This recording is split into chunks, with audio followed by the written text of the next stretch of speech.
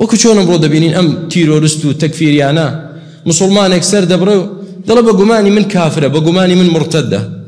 ئەگەر واژ نەبێ مشکلە نییە، لەسەر نیەتی خۆی زیندوو دەکرێتەوە، بەڵام تۆ بۆ جەهەنەمی إن شاء الله. كلاب أهل النار. مسلمان خوێنی مسلمان حەڵال کەیت و خەڵک بە کافر دابنەی، وڵات چییە من وا دەبینم تۆ چیت تا خەڵک بە کافر ببینیت؟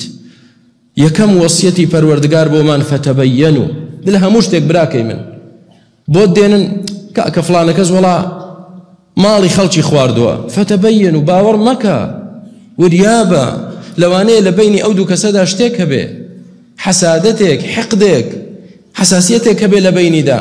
ئەو خەبەرە لە منافقێکەوە بڵاو دەبێتەوە، وردە گەورە دەبێ، مسلمانیش دەبێتە جسرێک بۆی بڵاوی دەکاتەوە. تۆی مسلمان نابێ خۆت تاوان بارکەی. فەتەبەیەنوا. ئەو هەموو ئیشاعات و درۆ دەلەسەی ئەمڕۆ لەناو مسلماناندا بۆ یەکتر دەیکەن، ئەو هەموو خەبەرە ناڕێکەی کە بڵاو دەبێتەوە بێ تەبەین و تەثەبوت و لێوردبوونەوە، ئێستا نەتبیست کاکە، نابیستی دەڵێن چی فڵانە کەس چی کردووە، ئەی بۆ لە خوا ناترسی؟ ئەی بۆ تۆ مسلمانی پەروەردگار بانگی ئیماندار دەکا. فەتەبەیەنوا، لە شتەکان ورد بنەوە، لێ بکۆڵنەوە، تەثەبوتی لێ بکەن. مەگەر تۆ ئیماندار نی، لەگەڵ تۆی نییە پەروەردگار؟